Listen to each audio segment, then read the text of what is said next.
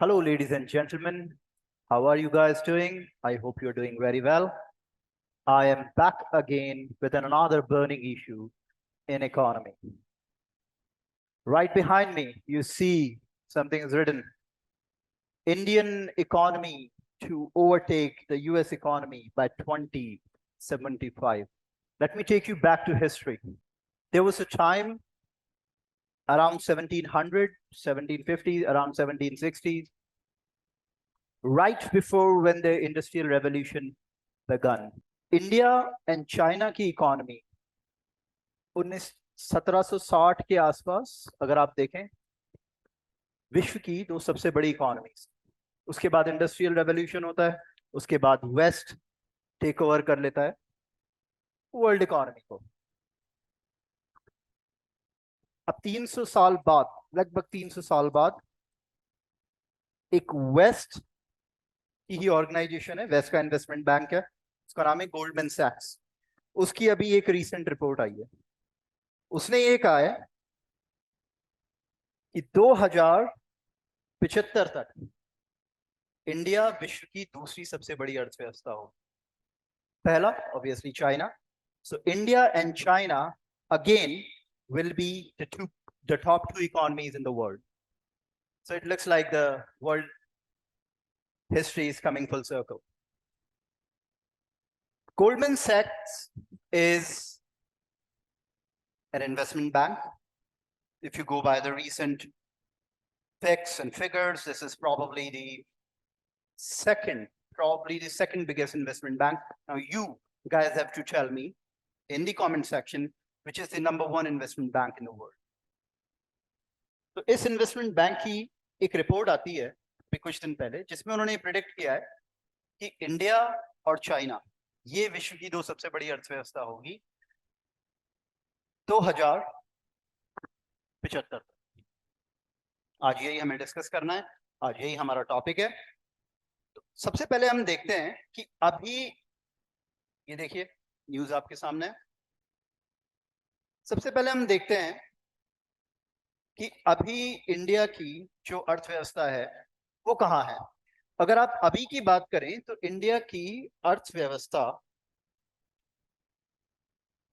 यहां स्टैंड करती है, which means India right now is the 5th largest economy in the world. Now this 5th largest economy in the world is going to overtake Germany, Japan, US, and is going to become the number 2 in the world. Obviously China will be number 1. This is something that you guys should care about. Why you should care about it? You might be asking yourself this question. What happens when reports like these or prediction like these comes up? What does it do? इसका असर क्या पड़ता है भारत की अर्थव्यवस्था पे? इसका असर क्या पड़ता है? देखो, दुनिया की अर्थव्यवस्था में परसेप्शन एक बड़ी चीज है। अगर आपकी अर्थव्यवस्था का परसेप्शन अच्छा है ना, तो वो ऑटोमेटिकली पूरी दुनिया से इन्वेस्टमेंट अट्रैक्ट करती है, एफडीआई अट्रैक्ट करती है। अब जब गोल्डमैन सैक्स जैसी ऑर्गेनाइजेशन ये कह रही है कि 2075 तक भारत दुनिया की दूसरी सबसे बड़ी अर्थव्यवस्था बनने जा रहा है, इसका क्या मतलब? इसका ये मतलब है कि उसने पूरी दुनिया को ये बता दिया है कि ये एक लंबी रेस का घोड़ा है। अभी इंडिया बड़ी तेजी से ग्रो कर रहा है और ये लगातार ग्रो करता रहे, तो ये एक बड़ा अच्छा, बड़ा पॉजिटिव सिग्नल पूरी दुनिया में भेजता है कि not only that we are growing fast but our growth will be sustainable and our growth will take us to these new heights. अब जरा इस प्रेडिक्शन की तरफ देखते हैं कि इन्होंने प्रेडिक्शन क्या की है। इनकी प्रेडिक्शन के हिसाब से 2070-2075 तक इंडिया की अर्थव्यवस्था 52.5 ट्रिलियन तक पहुंच जाएगी। चाइना की अर्थव्यवस्था 57 ट्रिलियन पे होगी, यूएस की 51.5। आप इंटायर यूरो एरिया को भी ले लें, पूरे यूरो एरिया को भी आप ले लें, तो भी उसकी अर्थव्यवस्था भारत से इतनी कम हो और Japan will be left behind. इन्होंने अपनी रिपोर्ट में कुछ रीजंस बताए हैं कि what are the reasons that they are predicting that India will be the second largest economy in the world. कुछ फैक्टर्स की बात इन्होंने की। इन फैक्टर्स को हम डिस्कस करने जा रहे हैं। इन फैक्टर्स को आप ध्यान से देखिए, एक कॉमन थीम आपको दिखाई देगी कि ये फैक्टर्स कहीं ना कहीं एक दूसरे से कनेक्टेड हैं। आप देखिएगा, बड़ा इंटरेस्टिंग है ये। इन्होंने एक सबसे जो बड़ी बात कही है कि जो फैक्टर है, जो सबसे बड़ा फैक्टर है जिसकी वजह से ये कह रहे हैं कि इंडिया की ना केवल ग्रोथ होगी बल्कि वो ग्रोथ सस्टेनेबल होगी और 2075 तक इंडिया विश्व की दूसरी सबसे बड़ी अर्थव्यवस्था बन जाएगा। उन्होंने कहा है कि एक जो बड़ा फैक्टर है वो है फेवरेबल डेमोग्राफिक्स। भारत की जो पॉपुलेशन है वो विश्व की सबसे यंग पॉपुलेशन में से एक। What does that mean? इसका ये मतलब है कि आप इस समय दुनिया की सारी मेजर इकोनॉमीज को उठाइए, आप टॉप 10 मेजर इकोनॉमीज को उठा लीजिए इस समय दुनिया में, इंडिया की पॉपुलेशन उसमें सबसे यंगेस्ट पॉपुलेशन है। विच मीन्स व्हाट, कि जो यंग पॉपुलेशन का हिस्सा हमारी जनसंख्या में है वो काफी ज्यादा है, उसका रेशियो काफी ज्यादा।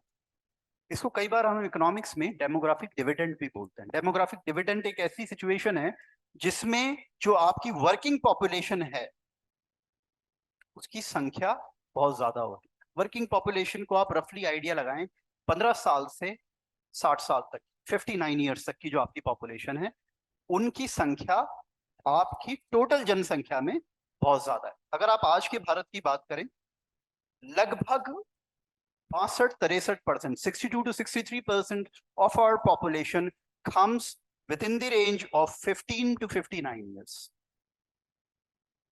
और ये डेमोग्राफिक अभी और इंप्रूव होगा। अगर आप 2035 की बात करें तो 2035 में हमारी 15 से 59 की जो जनसंख्या का अनुपात है वो बढ़ के 65-67% तक हो जाए।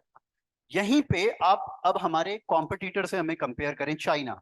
चाइना की पॉपुलेशन भी अभी यंग है, लेकिन अभी अगर आप चाइना को देखें उनकी पॉपुलेशन में ओल्ड एज पॉपुलेशन बढ़ रही है। बड़ी डिबेट भी है चाइना में कि ये जो इतनी बड़ी ओल्ड एज पॉपुलेशन है इसको कैसे टेक केयर करेंगे। अगर 2035 में आप ये देख रहे हैं कि 65% population in India will be within the range from 15 to 59, वहीं चाइना में more than 450 million people will be above the age of 60। तो जहां 2035 में इंडिया के अंदर जो वर्किंग पॉपुलेशन है वो लगभग 65% होगी, वहीं पे आप देखेंगे कि चाइना में 60 साल से ऊपर की आयु के जो लोग हैं उनकी जनसंख्या लगभग 450 मिलियन के आसपास। ये भी बताता है कि इंडिया को डेमोग्राफिक डिविडेंड है और इसीलिए गोल्डमैन सैक्स is betting so high on India and India's growth. अब अगले फैक्टर की बात करते हैं, लो डिपेंडेंसी रेशियो। क्योंकि इंडिया की पॉपुलेशन यंग है इसलिए इंडिया का डिपेंडेंसी रेशियो कम। What is a dependency ratio? Dependency ratio का सिंपली मतलब है कि जो आपकी वर्किंग पॉपुलेशन है और जो ऐसी पॉपुलेशन है जो वर्किंग नहीं है उनका रेशियो क्या है। अब वर्किंग पॉपुलेशन किसको माना जाएगा? जो 15 से 60, इंटरनेशनली हम जनरली कहते हैं 15 to 64। तो जो 15 to 64 है उसका उसकी संख्या कितनी है, और जो 64 से ज्यादा आयु के लोग हैं या जो 14 वर्ष से कम आयु के लोग हैं उनकी संख्या कितनी है। तो जो लोग ऐसे हैं जो वर्किंग हैं और जो लोग ऐसे हैं जो उन पे डिपेंडेंट हैं उनका रेशियो क्या है, इसको आप कहते हो डिपेंडेंसी रेशियो। इंडिया में डिपेंडेंसी रेशियो बहुत कम है, लगातार कम भी होता जा रहा है। क्यों कम होता जा रहा है? क्योंकि हम यंग कंट्री है तो हमारी वर्किंग पॉपुलेशन बहुत तेजी से बढ़ रही है। जब हमारी वर्किंग पॉपुलेशन तेजी से बढ़ रही है तो ऑब्वियसली जो हमारे डिपेंडेंट हैं उनकी तुलना में वर्किंग लोग बढ़ रहे हैं। अब अगर आप इसको एक ग्राफ से समझना चाहें तो यहां देखें आप, डिपेंडेंसी रेशियो हमारा इस समय 47.50 है जो लगातार गिरता जा रहा है। ये गुड न्यूज है। तो जब आपकी कंट्री में एक ऐसी सिचुएशन है जिसमें आपकी कमाने वाले लोगों की संख्या ज्यादा है और डिपेंडेंट लोगों की संख्या कम है, तो ऐसी स्थिति में your economy is a productive economy, your economy is economy which is growing very fast. तो ऐसी में आपके यहाँ पे जो अर्थव्यवस्था है उसमें लगातार एड ऑन होता जा रहा है, क्योंकि कमाने वाले बढ़ते जा रहे हैं। तो ये भी एक रीजन है कि गोल्डमैन सैक्स ने कहा है कि Indian economy will be on that level. अगला देखिए आप, higher savings rate. Higher savings rate से क्या होता है? अगर किसी देश में सेविंग्स का रेट हायर होगा तो उससे क्या होगा? इसका मतलब है कि उस देश के पास कैपिटल ज्यादा होगा जिसको वो इन्वेस्ट कर सकता है। तो the higher the savings rate, the higher is your investment, the higher is the capital availability. तो ऐसे में this gives a boost to a country's economy. और इंडिया की सेविंग्स रेट को अगर आप देखें, इस समय जो टॉप इकोनॉमीज हैं उनमें इंडिया और चाइना, चाइना का थोड़ा हमसे ज्यादा है, हमारा लगभग 32% के आसपास हमारा सेविंग्स रेट है, चाइना का लगभग 40% है। लेकिन यही दो टॉप की मेजर इकोनॉमीज हैं जिनके सेविंग्स रेट ने हाई है, वरना सेविंग्स रेट टॉप की इकोनॉमीज में हाई नहीं होता। और मैं आपको एक और बड़ी इंटरेस्टिंग बात बताता हूँ। इकोनॉमिक्स में हम लोग कहते हैं कि डिपेंडेंसी रेशियो और सेविंग्स रेट के बीच में इनवर्स रिलेशनशिप होता है। मतलब अगर किसी देश की डिपेंडेंसी रेशियो कम होता है, उस देश का सेविंग्स रेट हाई होता है। और इसको थोड़ा लॉजिक से भी समझने की कोशिश करो। अगर किसी देश में कमाने वाले लोग ज्यादा होंगे तो इसका मतलब ये कि आप सोशल सिक्योरिटी पे, ओल्ड एज पे, इस पे कम खर्चा कर, तो बचता आपके पास ज्यादा, जिसको ऑब्वियसली अब हायर सेविंग्स रेट होगी उसका फायदा कंट्री को होगा, because the higher the savings rate the higher the availability of capital. फिर इन्वेस्टमेंट होगा, इंफ्रास्ट्रक्चर बनेगा, that's going to attract even more investment from outside. Again a good news to which Goldman Sachs has pointed towards, this is also is going to sail India to new heights. अगला देखिए, take and innovation. ये take और innovation को आप ध्यान से देखिए, and do not forget, मैंने कहा था ये एक दूसरे से कनेक्टेड है। तो अगर अभी तक में आप देखें तो आपको ये पता चलेगा, favourable demography, low dependency ratio, higher savings rate, कहीं ना कहीं एक दूसरे से कनेक्टेड है। और इसी के बाद आप देखें tech and innovation, we all know it's not a news, India is a world leader when it comes to innovation and technology. And India is going to probably get the top post when it comes to producing the top innovation and technologies. ये अर्थव्यवस्था को करेगी, अर्थव्यवस्था में चार चांद लगा देगी। क्यों? देखो, टेक्नोलॉजी जितनी आपकी साउंड होगी उतनी आपकी लेबर की प्रोडक्टिविटी भी बढ़ती है। दूसरा, डिजिटलाइजेशन इंक्रीज होता है इकोनॉमी में। अगर डिजिटलाइजेशन इंक्रीज होगा तो आपको पता है कि ज्यादा से ज्यादा हिस्सा फॉर्मल इकोनॉमी में आएगा, टैक्सेशन रेट भी उससे बढ़ेगी, ये भी इकोनॉमी को बूस्ट करता है। वो हम देख भी रहे हैं। आप पिछले 5-6 साल से कंपेयर कीजिए, जो हायर डिजिटलाइजेशन हुआ है उससे इकोनॉमी को कितना बूस्ट मिला है। तो टेक एंड इनोवेशन, इसकी भी बात गोल्डमैन सैक्स करता है। अगेन इसको थोड़ा यंग पॉपुलेशन से भी जोड़ के देखना। जिस कंट्री की पॉपुलेशन यंग होती है उस कंट्री में टेक एंड इनोवेशन होने की संभावना बढ़ जाती है, क्योंकि यंग लोग चाहते हैं, नई चीजें चाहते हैं, नई चीजों की तरफ इनोवेट करना चाहते हैं, उनकी तरफ अट्रैक्ट होते हैं। आप यूएस का एग्जांपल लीजिए, यूएस में टेक एंड इनोवेशन बहुत ज्यादा है। उसके बहुत सारे कारण हैं, लेकिन उसका एक और कारण है, अगर आप पूरे वेस्टर्न वर्ल्ड को इस समय लेना, उसमें यूएस की population one of the youngest. I am not saying कि just because the US is a young country that is the reason that they are the tech leader or the innovation leader right now. I'm not saying that. I am saying that वो भी एक factor होता है, और ये factor ज्यादा से ज्यादा रोल अब प्ले करने वाला है within the coming decades. और इंडिया को इसके अंदर, obviously India is in a good footing when it comes to tech and innovation.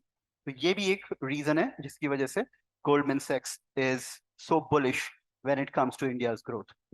Another one, capital investment. We have already talked about savings rate. Goldman Sachs says that this capital investment in India's economy is going to grow in the upcoming decades. अगले कुछ दशकों में capital investment लगातार बढ़ेगा भारतीय अर्थव्यवस्था में, बिल्कुल बढ़ेगा। उसका एक रीजन तो आपने देख ही लिया, सेविंग्स रेट से। उसके अलावा भी गवर्नमेंट के साइड से भी आप अगर देखें कि कैपिटल एक्सपेंडिचर कितना तेजी से बढ़ रहा है। अभी रिसेंट आप बजट को लें, इकोनॉमिक सर्वे को लें, आपको पता चलेगा 33% कैपेक्स इंक्रीज हुआ है उसमें, कैपिटल एक्सपेंडिचर 33%। और ये गवर्नमेंट के साइड से नहीं, प्राइवेट सेक्टर में भी कैपिटल एक्सपेंडिचर लगातार बढ़ रहा है। So that is again another reason which has been pointed towards that by the Goldman Sachs, that it is going to sail India to new heights when it comes to growth and development. With that, Goldman Sachs has also talked about challenges.